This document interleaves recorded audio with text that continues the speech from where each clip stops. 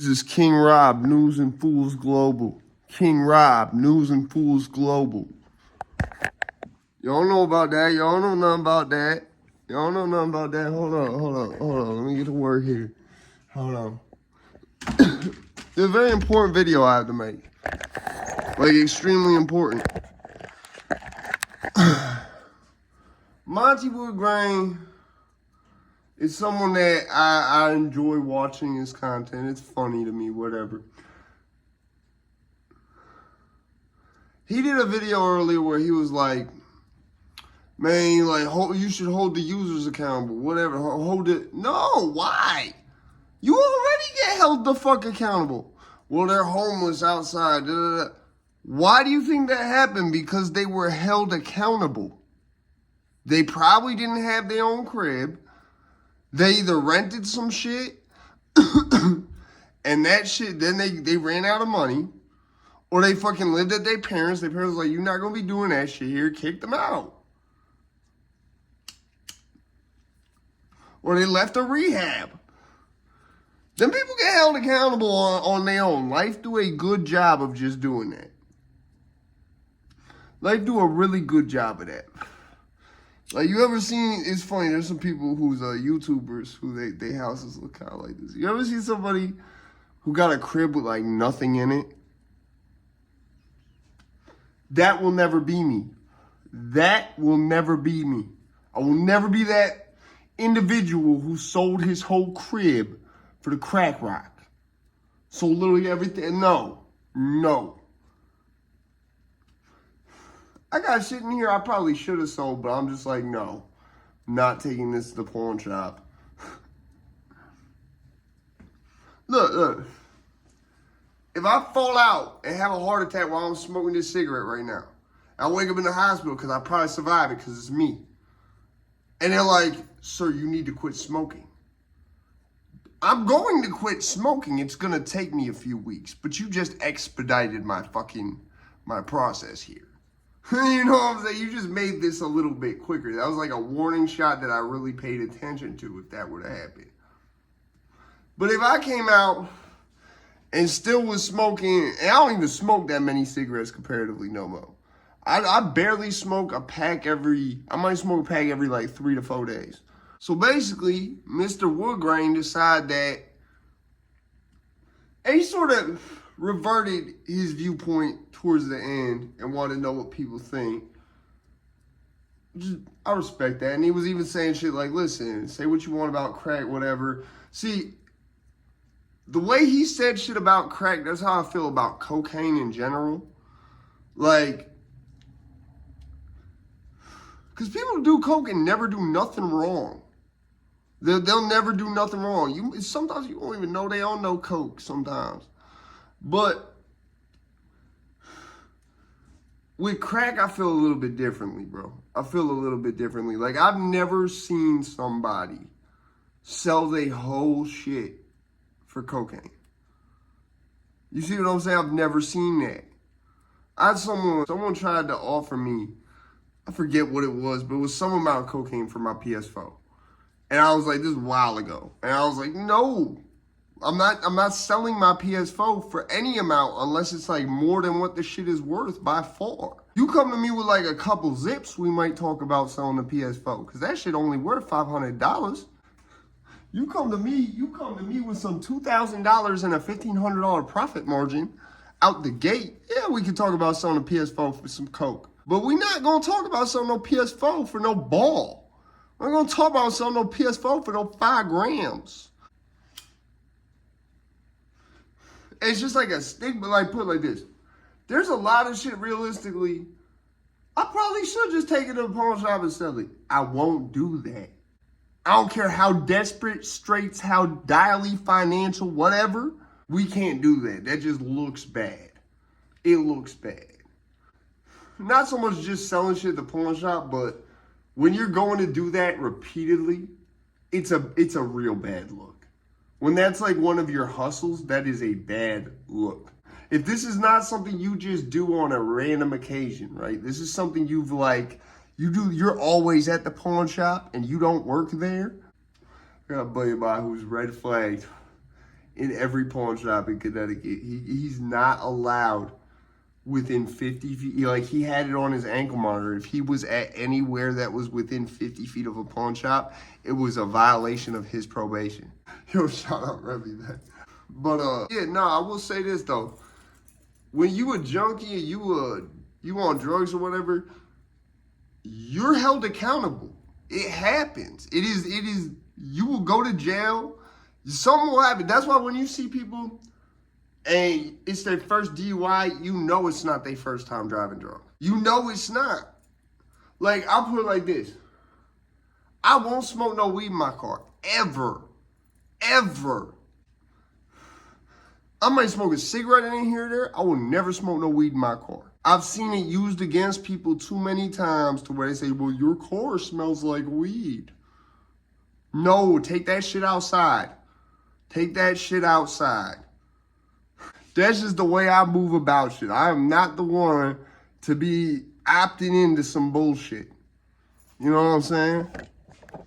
I got on my wife because I remember one time she had her car, she had a bunch of fucking, bro, she had like half a fucking, no, I'm not gonna exaggerate it, but she had a whole shitload of empty containers in her car coming across state from New York. And I said, what the fuck are you doing? Why are you just riding around with like fucking $40 worth of empty containers in a bag? Like, just like you could get pulled over at any time. Like, it's not gonna be a good look. Well, I forgot to take them out. No, you can't forget to take them out. You can't. Because the police crooked as hell and they're allowed to be, unfortunately, at this time. They're not allowed to be as crooked as they used to be, but they definitely have shit that they can, if it's present, what would be circumstantial in a lot of cases can now make a case. Not in everything, not like, if there's nothing there, there's nothing there. But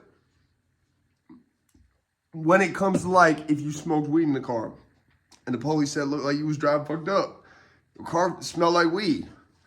Whether you was fucked up or not, now they have something that they can say, well, we have him on camera, on dash cam, driving like this. And his car smelled like weed. And he had admitted he had smoked earlier. Yeah, that shit is stupid. It's just dumb. Like, don't, like, be a little smarter about the shit. Listen, if I can regulate the way I live my life, I get it. Like, as I've gone through this trials and tribulations for the past 30 some odd years, I realize you're not like a lot of people. Especially when it comes to like using drugs. Like, you will use something like heroin and put it down and like not ever develop any desire or addiction or none of that. Like, when it comes to addiction, having addictive personalities, like, the only fucking shit I'm addicted to is cigarettes. Listen, drugs is always gonna be here. You can't get rid of them. They're always gonna be here. They always will. And the people who use drugs, if they're not careful, will always suffer some type of reality check at the very least. You know what I'm saying? Like, I'm not moving the way I was moving 10 years ago. I'm understanding I can't move the way I was moving 10 years ago, 10 years later, and think I'm going to keep that up for another 10 years without slowing anything down. No, that is not how life works, and I realize this. I am a lot older now. I realize the shit. I am elderly. I'm going to say that. I'm an elder now. Yeah, I'm an elder now. Hey, listen, the rich white people came over here, so I had to make it a little bit easier for them to digest, you know what I'm saying? But we still keeping it pimping, still keeping it gangster. I just seen Monty Woodgrain say this shit, and I really had to speak on it because that's the type of shit when I see people saying that, they'd be like, oh, they should just kill all the drugs. No, because why are they selling drugs, bro? That's the only option in most cases. Any other option is going to be worse. There might be some people who like, that's not the only option. But with the skill set they have, you're lucky they're not out robbing banks. Because they'd probably get away with it. And people would probably really, you think someone dying of an overdose because they didn't know how to slow down after doing heroin on the boat forever for fucking 9 years straight, thinking that they was going to be fucking cool. And then all of a sudden they wind up OD'd on about Flatline, smoking on that Just Bradley. You know, not even trying to even do no YouTube or nothing. Not even trying to do nothing to like build like when your life become drugs, like it is just drugs, like that is your sole focus. You're not worried about trying to make anything bigger of yourself. All you're concerned with is when am I going to get high next? That's a problem. Now again, people have medical issues and shit. I'm one of those people with medical issues. That's different. I don't look forward to taking my meds. I don't even look forward to smoking weed as like, oh, I'm gonna get high. Like, it's not like that. My brain fires and works in a different way. And I've seen a lot of shit. And I'm very, very vigilant.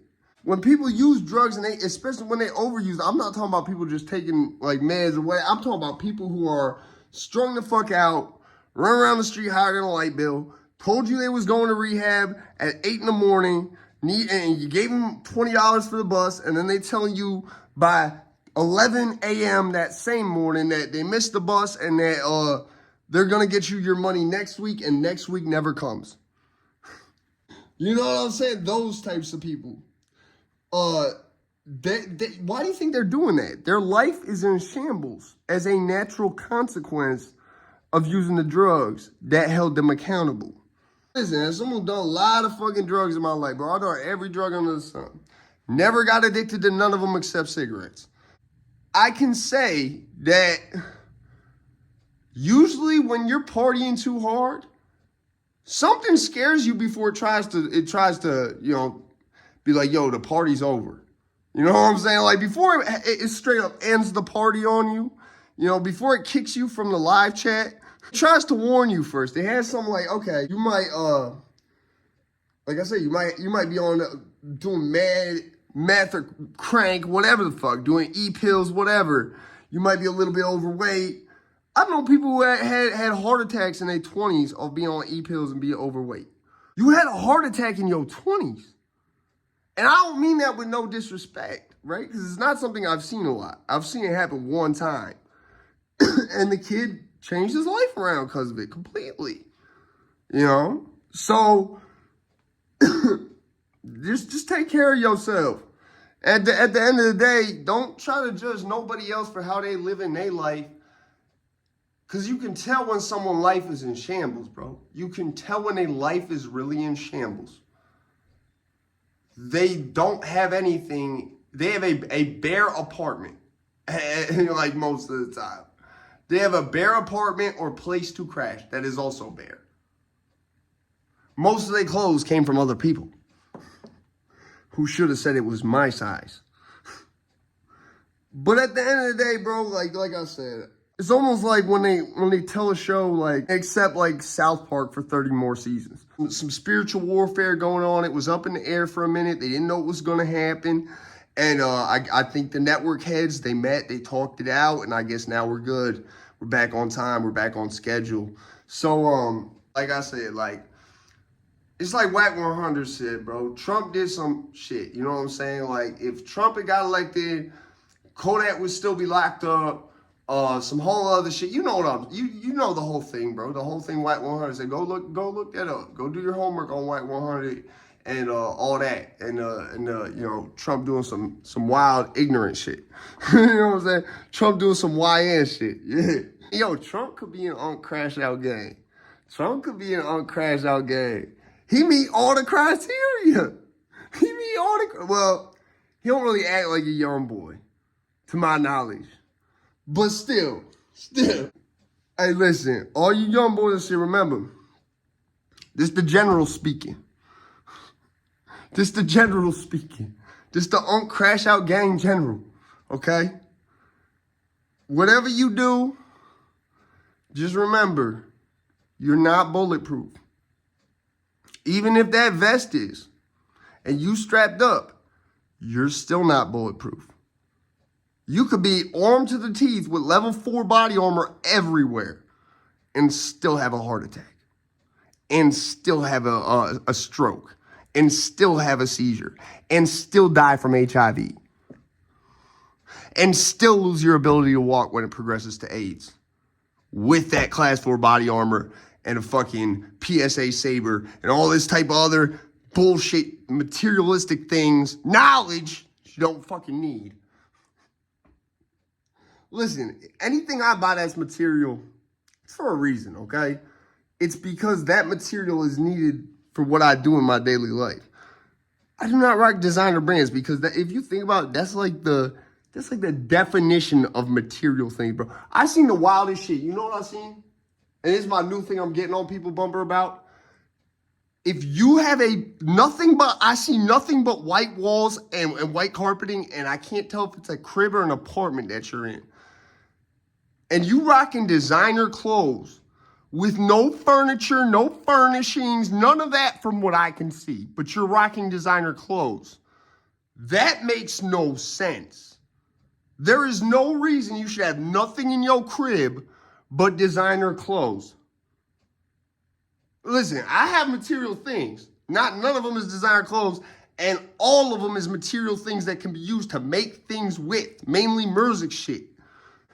How you gonna be a rapper? You don't got your own studio. No, you got a bare apartment, bare ass apartment, and you rocking designer.